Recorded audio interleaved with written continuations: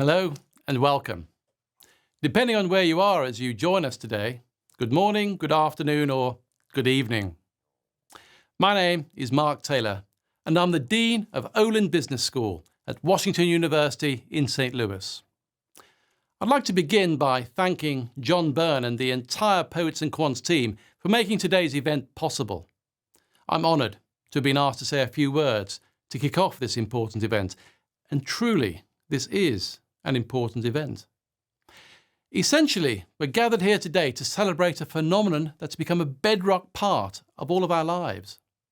Never has entrepreneurship so strongly influenced the ways we live and learn and work and play. Inspiration is all around us, just waiting for someone to seize it. And that's why today's event is so important.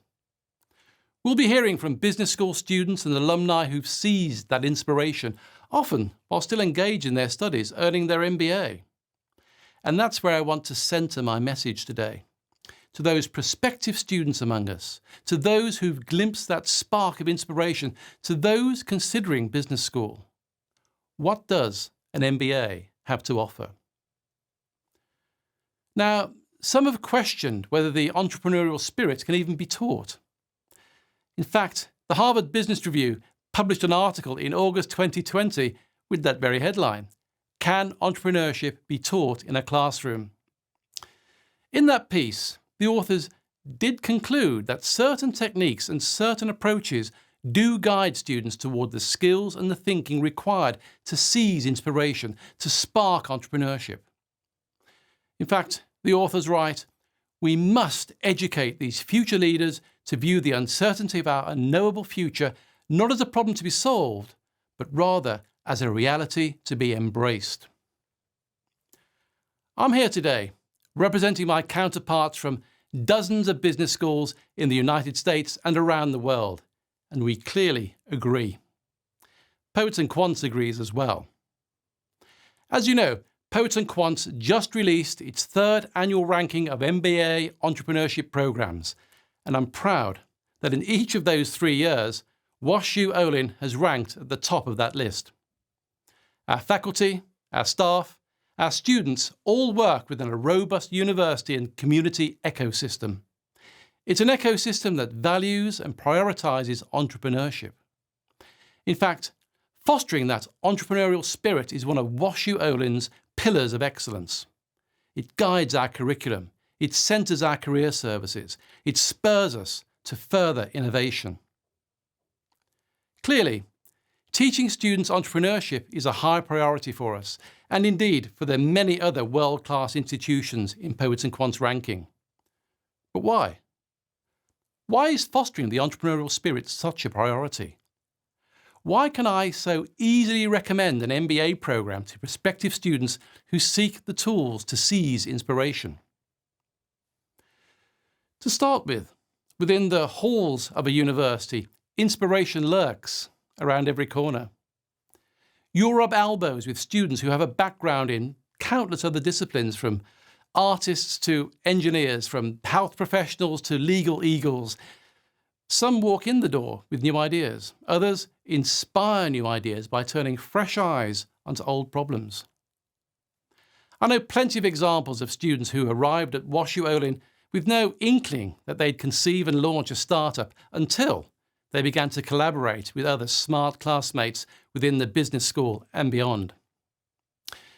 You see, at Olin, we teach prospective entrepreneurs how to fall in love with a customer's problem, and that inspires them to do the work of solving it. And where better to solve those problems, to seize that inspiration, than at a university where students can collaborate with other students? Where better than a place where instructors are literally there to challenge your thinking, push you towards solutions, and help you apply your classroom learning? Moreover, while MBA students are flexing their own creative muscles, we make sure they're engaged with real-world business opportunities outside of the school. Startups in St. Louis, New York, San Francisco, and around the world regularly engage our students to help them solve difficult problems, to explore new market opportunities. On a daily basis, company founders, corporate innovation officers and investors come to campus. They share their perspectives. They challenge students to apply their thinking in new and innovative ways. And by the way, we mustn't forget that innovative thinking doesn't apply only to startups. Established firms need creative problem solvers too, in order to open new markets, to create new products, to create new services, to confront new competitors, to embrace new technology. That's why we don't limit the teaching of entrepreneurship to a suite of specialised courses. It's infused throughout our curriculum. You may never find an environment more receptive to inspiration and rich with the resources to nurture it than an MBA programme. My experience, and indeed the experience of countless students I've known, tells me that business school is the ideal time to seek out inspiration and seize it. But don't just take my word for it. Consider the words of the Harvard Business Review article I mentioned earlier.